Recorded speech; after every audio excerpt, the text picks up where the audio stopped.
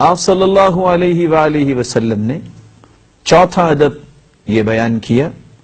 کہ افطاری کا اہتمام کرنا چاہیے۔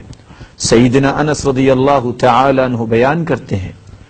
آپ صلی اللہ علیہ وآلہ وسلم کا معمول مبارک یہ تھا،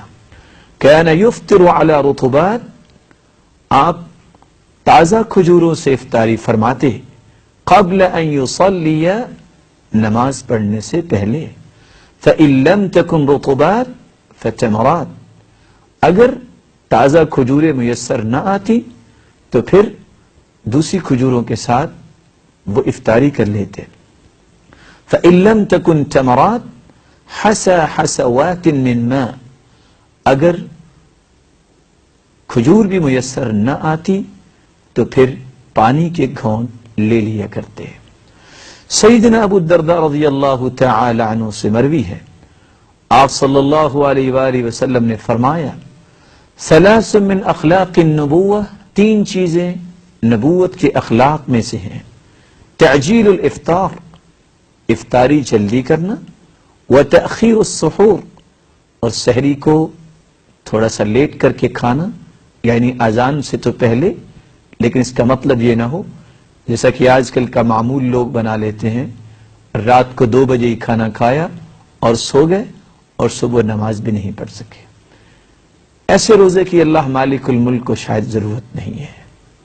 آپ صلی اللہ علیہ وآلہ وسلم نے فرمایا یہ نبوت کے اخلاق میں سے ہے،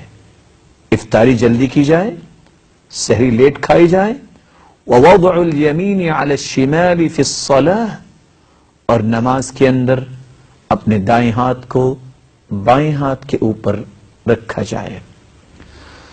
سیدنا عبداللہ ابن عباس رضی اللہ تعالی عنہ روایت کرتے ہیں آپ صلی اللہ علیہ وسلم نے فرمایا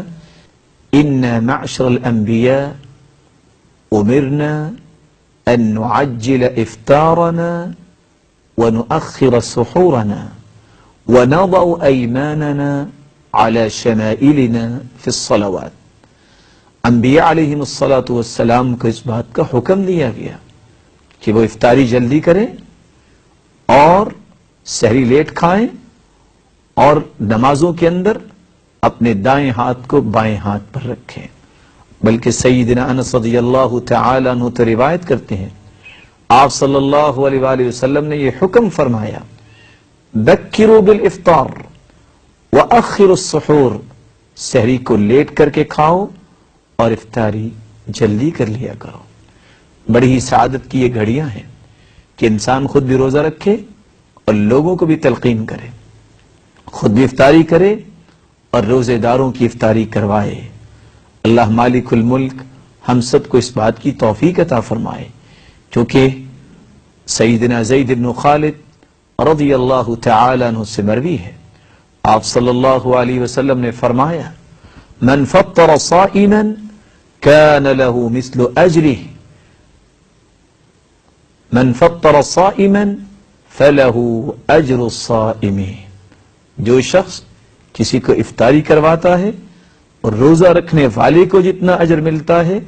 اتنا افطار کروانے والے کو بھی اجر ملتا ہے، نہ اس کے اجر میں کمی ہوتی ہے نہ اس کے اجر میں کمی ہوتی ہے۔ اللہ مالک الملک اس وطن عزیز میں ہم سب کو اس بات کا اہتمام کرنے کی توفیق عطا فرمائے۔ روزے